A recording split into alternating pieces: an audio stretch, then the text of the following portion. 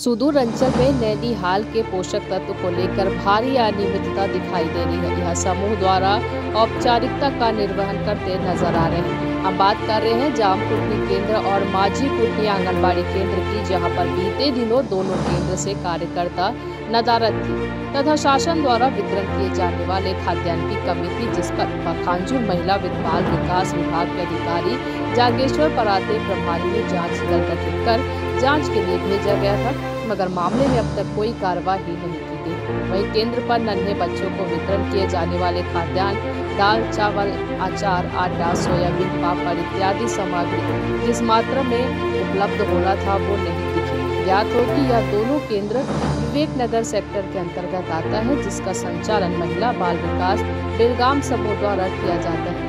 जब खाद्यान्न के संबंध में समिति के अध्यक्ष मानकी बाई से पूछा गया तो उन्होंने कहा, हमारे द्वारा प्रति महीने के 3-4 तारीख तक सभी केंद्र में खाद्यान्न पहुंचाया जाता है। अगर केंद्र पे खाद्यान्न नहीं है तो इसकी जानकारी व जवाबदारी सुपरवाइजर और आंगनबाड़ी कार्यकर्ता की होगी। वहीं सुपरवाइजर श्याम बंजारे ने कहा, अगर केंद्र में खाद्यान्न नहीं थे तो कार्यकर्ता अपने घर ले गई होगी। सवाल यह खत्म नहीं होता।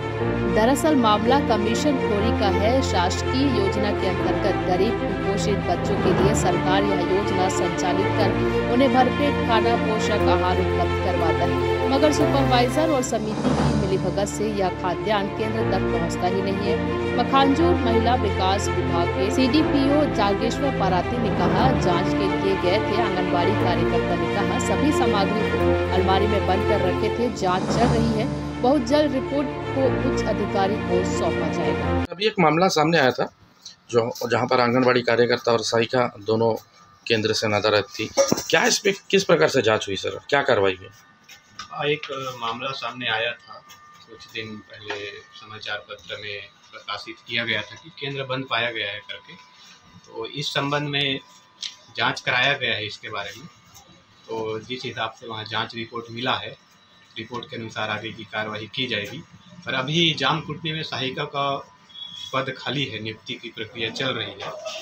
तो वहाँ सहायिका तो अभी रिक्त था, ये पता है ये चीज़ मेरे को। पर जांच के बाद जो रिपोर्ट है उसके अनुसार आगे की कार्रवाई की जा रही है।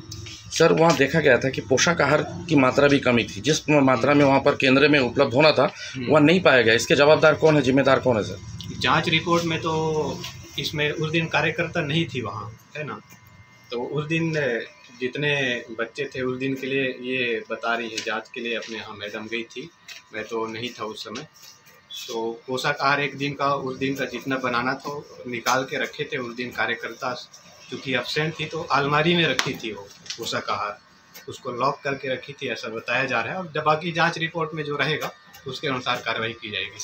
क्या लगता है सर, इस प्रकार से अगर अंदरूनी क्षेत्र में केंद्र बंद पाया जाता है, इसमें नैनीहालों पर कितना असर, गहरा असर पड़ सकता है? हाँ, चूँकि अपने पखांजूर कोयलीबेड़ा अंतरगढ़ का बहुत सारे क्षेत्र ऐसे हैं जो काफ़ी अंदर में हैं।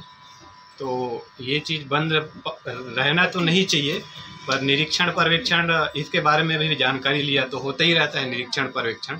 पर कुछ कारण हो सकता है जिसके कारण वो कार्यकर्ता या फिर सहायिका एब्सेंट रही होगी। पर जैसा जांच रिपोर्ट है, रिपोर्ट में जैसा मिलेगा उसके अनुसार आगे की कार्रवाई की जाएगी। क्या माना जा सकता है, किस प्रकार से कार्रवाई होगी इसमें?